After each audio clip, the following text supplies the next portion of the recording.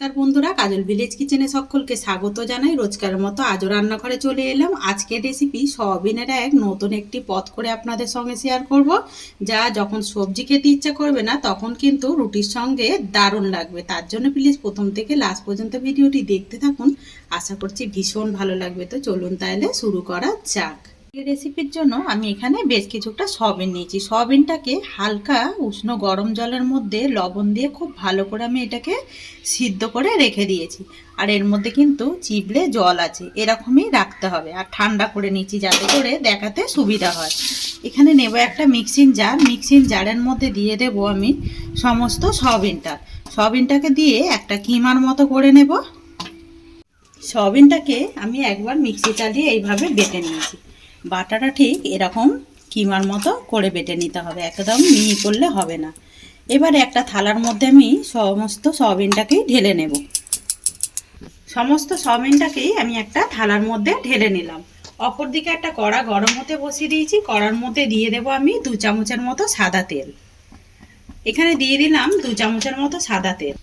তেলটা বেশ গরম হয়ে গেছে। তেলের মধ্যে কিছু ফোড়ন দেব, যেমন দেব একটা শুকনো লঙ্কা। এবারে দিয়ে দেবো এখানে 5টা মতো রসুনকে এভাবে টুকরো করে কেটে নিয়েছি, কেটে নেওয়া রসুন। আর দেবো এখানে বেশ কিছুটা আদাকে গ্রেট করে নিয়েছি, গ্রেট করে নেওয়া আদা। সমস্ত ফোড়নটাই দিয়ে দিলাম। যখনই ফোড়নটা 1 মিনিট মতো এরকম একটা রং এসে যাবে, ভাজা হয়ে যাবে, দিয়ে দেবো এখানে একটা বড় সাইজের পেঁয়াজ কোচানো। কুচিয়ে নিয়ে পেঁয়াজটাকে দিয়েও এবারে খুব ভালো করে ভেজে নেব।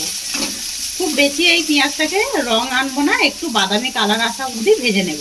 পেঁয়াজটা যখন এরকম হালকা নরম হয়ে যাবে, একটা কালার এসে যাবে, তখনই আমি এর মধ্যে দিয়ে দেব কাঁচা পাকা লঙ্কা কোচানো। আজকের রেসিপি আপনারা কে কোথা থেকে দেখছেন অতি অবশ্যই কমেন্ট করে জানাবেন।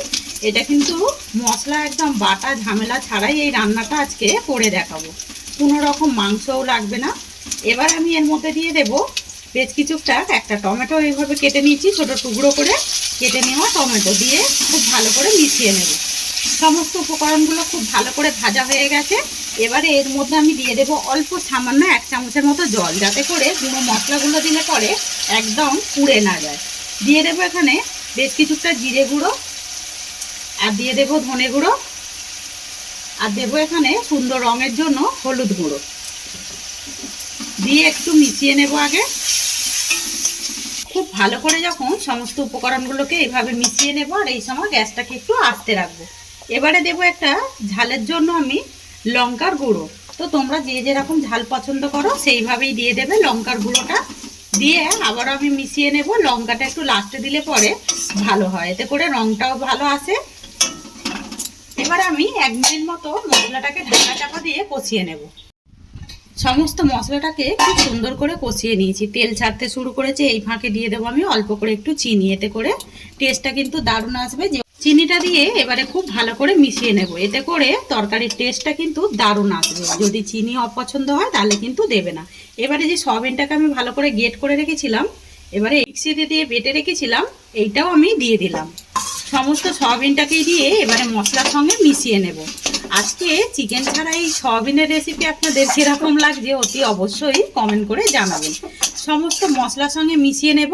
এই ফাঁকেই দিয়ে দেবো আমি এর মধ্যে স্বাদ মতো লবণ বা মাপ মতো লবণ। আমি কিন্তু সয়াবিন সিদ্ধ করার সময় দিয়েছিলাম, আমি আবারও দিয়ে দিলাম স্বাদ মতো বা মাপ মতো লবণ।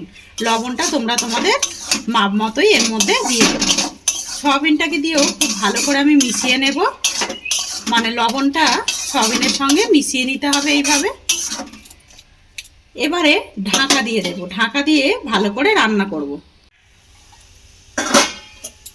নাড়তে নাড়তে বেশ একটা ঝুড়ো মতো হয়ে গেছে, মানে ঝুরঝুরে। আজকের এই চিকেন ছাড়া চিকেনের সয়াবিনের যে চিকেন করেছি কীরকম লাগছে এই কিমার তরকারি অতি অবশ্যই কমেন্ট করে জানাবেন। আর এইটা কিন্তু রুটির সঙ্গে বেশ ভালো লাগবে। যখনই সবজি করতে ইচ্ছা করবে না তখনই কিন্তু এরকম একটা সয়াবিনের রান্না করে নেবেন, এতে করে রুটি খেতে ভীষণই ভালো লাগবে। আর দিয়ে দেবে একটু গরম মশলা গুঁড়ো। গরম মশলাটা দিলে পুরো চিকেনের মতোই একটা গন্ধ আসবে, টেস্টটাও কিন্তু দারুণ হবে। দিয়ে খুব ভালো করে মিশিয়ে নিলাম। আবারও এইটাকে ঢাকা দিয়ে একটু দমে রান্না করে নেব। এই ফাঁকে একটু লবণটা চেক করে নেবেন। ঢাকা দিয়ে দমে রান্না করে নিলাম। গরম মশলা দেবার পরে একবার এইভাবে দমে যদি রান্না করা যায় তাহলে কিন্তু খেতে ভীষণই ভালো লাগে।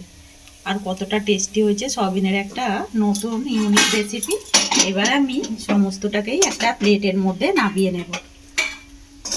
সয়াবিনের নতুন একটা রান্না একদম আপনাদের সঙ্গে শেয়ার করলাম। এটা রুটি বা গরম গরম ডাল ভাতের সঙ্গে বেশ দারুণ লাগবে। আশা করছি ভীষণই ভালো হয়েছে, একবার হলেও ট্রাই করবে। যদি ভালো লেগে থাকে একটা লাইক করে দিয়ে এইভাবে আমার পাশে থাকবেন, আমাকে সাপোর্ট করবেন। আমার এরকম নিত্য নতুন রান্নার জন্য পাশে থাকা বেল আইকনটি প্রেস করবেন। সবাই ভালো থাকবে, সুস্থ থাকবেন। ধন্যবাদ। আবারও কোনো নতুন রেসিপি নিয়ে ফিরে আসবো। আজকের মতো এই পর্যন্ত।